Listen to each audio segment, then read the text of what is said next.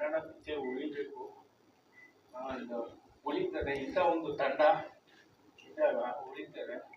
ನನಗೆ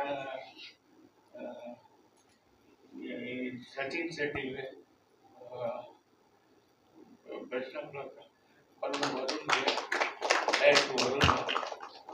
best of luck, producer ಅವರು best of luck. ಇನ್ನೂ ಬೆಳವಾಡಿ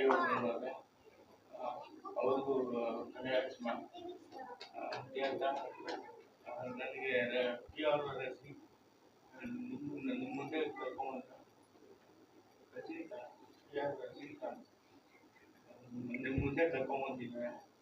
ಅಂಡ್ ಇದು ನನಗೆ ಭಾಳ ಖುಷಿಯಾಗಿರೋದು ಏನಂದರೆ